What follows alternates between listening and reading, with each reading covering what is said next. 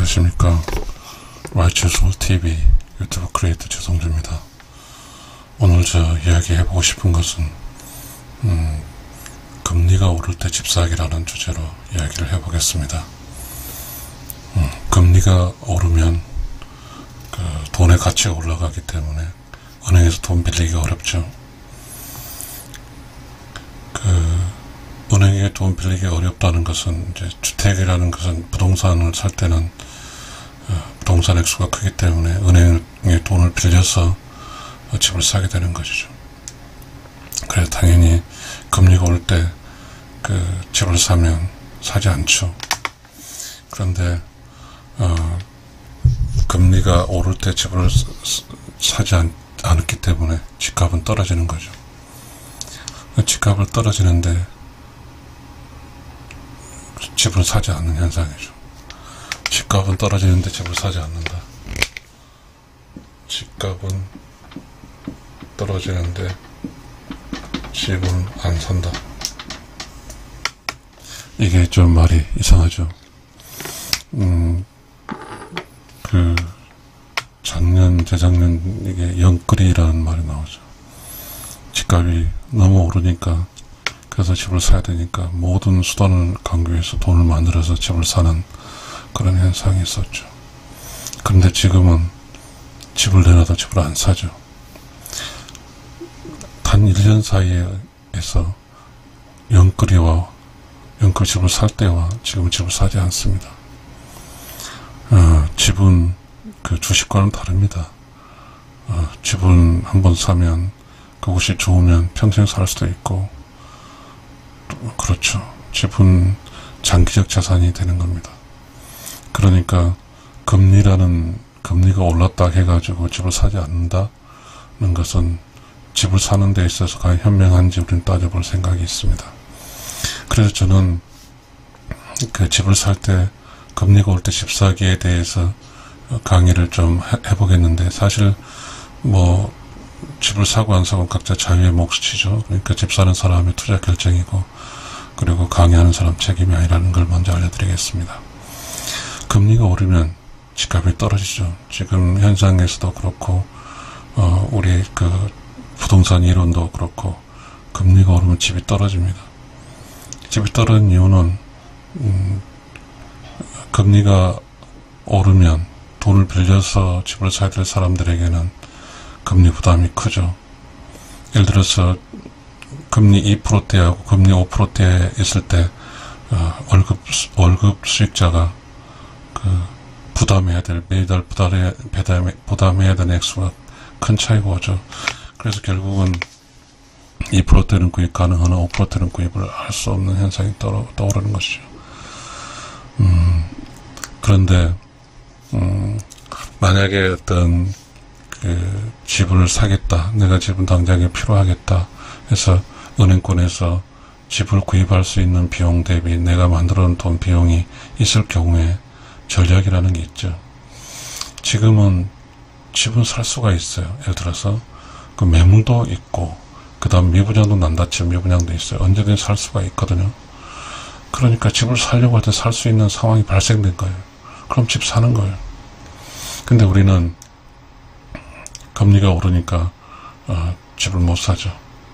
그러니까 금리가 오르니까 집을 못 산다는 것은 보편적인 거죠. 좀 디테일하게 보지 않은 거기 때문이라는 생각 듭니다.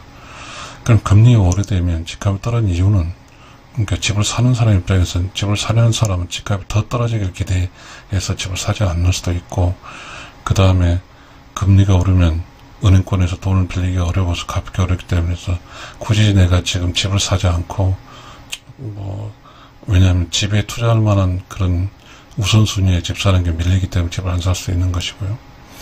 그러나 또 다른 문제는 금리가 오르면 가장 타격이 있는 것은 공급자입니다. 아파트를 지어서 파는 사람인데요. 그런데 아파트 지어서 아파트를 지을 때는 이제 땅을 매입해야 되고, 또 건축을 지어야 되고 하는 과정이 있어 있는데, 땅을 매입할 때 이제 목돈이 들어가는데, 그때 이제 금융권에서 이제 빌려서 어쨌든 이제 그 집을 짓기 시작하는데, 만약에 금융권에 돈을 빌려서 집을 짓기 시작할 때 그런 비용들이 사업 준비 착수금이라든지 여러 가지 비용들이 너무 커버리면 그게 리스크가 공급자의 리스크가 커진다는 겁니다. 그래서 그 사업을 마음대로 하려고 하고 싶어도 접는 거죠. 또 한 가지는 집을 지어도 집이 팔리지 않은 미분양 사태가 발생이 예측되면 공급자는 집을 짓지 않죠. 그래서 건설 자금 조달과 그 다음에 금리 상승으로서 금리 비용 증가가 되고 그래서 공급이 약해지는 거죠. 결국은 그 부동산이라는 것은 금리가 오르면 매우 이렇게 취약하는 거죠. 금리가 오르게 되면 미분양 사태 발생하기 때문에 분양이 안 되고 또한 사업하는 사람은 분양가 상승에 대한 수익 기대가 약해지기 때문에 공급도 어려워지는 것이죠. 결국은 부동산에서 금리가 오른다는 그 순간 금리가 오르는 것에 대한 그 어떤 변동성, 휘발성 그리고 그 위급성은 금리가 오르면 거대한 자금 투자하는 걸 다 보류하죠. 왜냐하면 사업성이 떨어지고 당장에 먹고 사는 게 중요하지 굳이 내가 집을 장만할 필요가 없죠. 수요자 입장에서는. 공급자 입장에서는 집값이 오르지도 않고 만약에 집을 지어도 팔지 않은데 공급하지를 않죠. 그래서 금리가 오르면 집값도 떨어지지만 부동산에는 문제가 발생하게 되는 겁니다. 그런데 그럼에도 불구하고 집을 사야 되는 이유는 뭡니까? 집값이 떨어지고 집값이 떨어진 집값과 미분양시 집을 살 수 있는 것인데요. 우리가 경쟁이 이렇게 집값이 오르고 모든 사람 생각한 시점에서 나도 집 사려고 할 때는 모든 사람이 다 사는 거죠. 그러면 내 몫은 아니죠. 집 소재는 사실상 집은 결혼해서 살거나 아니면 가족 전체가 살기 위해서는 반드시 있어야 할 것이기 때문에 집은 비탄력재죠. 비싸든 싸든 집을 사야 되니까요. 그래서 비탄력재와 그 다음에 금리와 관계가 뭔 상관이 있을까요? 비탄력재 집은 반드시 사야 될 집과 금리가 오르면 안 산다는 것은 약간의 논리가 맞지 않기 때문입니다. 그런데 결국은 그 집을 사려는 사람에게는 매우 중요한 변수는 여기 이야기죠. 집을 사려는 사람의 매우 중요한 변수, 집값이에요, 집값. 그 집값이죠. 그래서 살고 싶은 거 집값이 떨어지면 집을 사는 거죠. 이게 진짜죠. 내가 정말 살고 싶은 곳에 집값이 떨어졌어요. 그럼 사는 거예요. 집값이 떨어지면 사는 것이고. 그런데 이제 집값 살 때 우리는 여전히 이 저점에 대해서 고민하는 거죠. 이 저점, 집값의 저점. 그러나 저점을 맞추기는 어렵다. 모두가 저점에 사려고 하고 있고 저점에서 살려 할 때 나에게 그 기회가 오지 않을 수 있다. 우리는 그렇죠. 조금 더 싸게 내가 살고 싶은 곳에 조금 더 싸게 기다렸다간 내 몫이 되지 않습니다. 사실은 우리는 그 금리의 변수는 경제적 변수죠. 경제적 변수죠. 경제가 사회의 불안 심리가 되는 것이죠. 그러니까 경제적 변수요. 금리 리스크도 그렇고 경제적 변수인데 이 경제적 변수는 착시 현상이죠. 집을 사서 내가 사겠다는 것이 여기서 구매는 비탄력적인 사람이 금리가 올랐다 해가지고 집 사는 걸 보류한다는 것은 어리석은 거죠. 이 금리의 변수는 공급자 영역이지 소비자 영역이 아니죠. 왜 여기서 보게 되면 사업 리스크가 커지니까 금리가 올라지니까. 소비자는 그렇지 않죠. 소비자는 사는 거죠. 이게 우리는 그 의사결정할 때 매우 어떤 그 순간적인 상황이 중요하죠. 왜냐하면 돈이라는 게 묶이면 안 되니까요. 그러나 이 집은 구매력 비탄력적이니까 반드시 있어야 할 집이기 때문에 내 일생 평생 살면서 집을 사야죠. 근데 우리가 집을 사는 사람 입장에 볼 때는 이렇게 집을 사서 살다 보면 집값은 오르기 때문에 오르다 보면 내가 집을 싸게 샀다. 그래서 지금 올리니까 좋다. 이런 만족감도 있거든요. 그 사회가 정상적인 성장과 경제가 정상 성장을 하게 되면 집값은 오르게 되는 것인데요.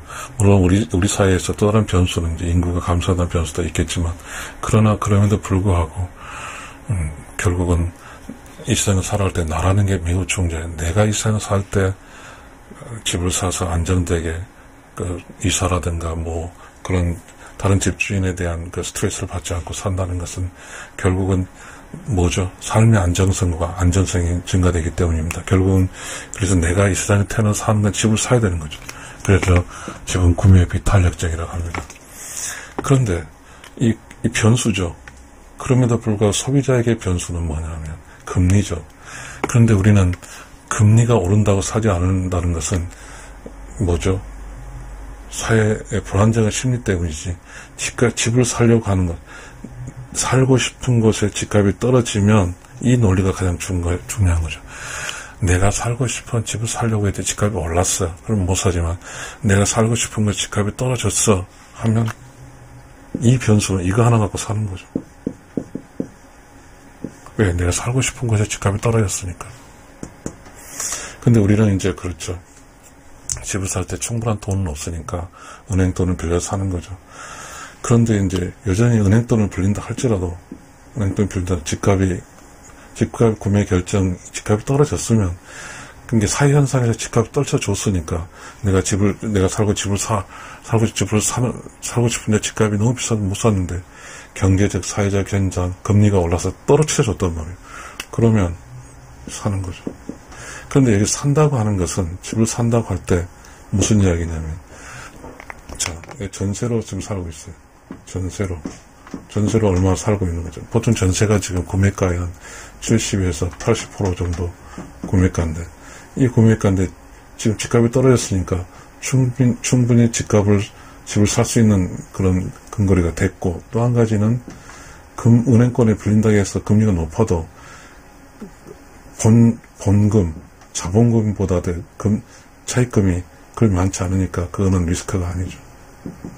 그리고 금리라는 것은 물론 어떤 경제에 따라 10년 주기에 따라 한다고 있으니까 그렇게 크게 뭔가 요동치게 있지만 우리가 변동식이 이렇게 그래프상에서 요 포인트 혹은 요 포인트 저점에서 상승 곡선 저쪽 하락 곡선 이 포인트에는 수익이 발생하죠.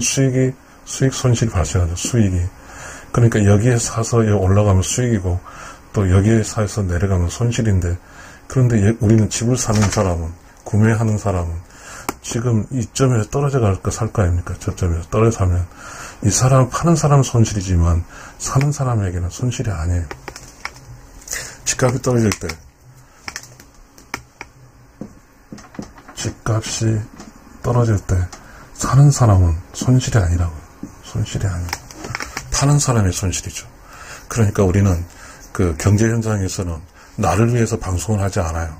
그러니까 현상 사회를 읽을 때는 내가 지금 무슨 집을 사려고 할 때, 내가 살 곳이 사려고 할 때는 판단을 잘해서 너무 떨어질 때는 다른 사람 사버리거든요.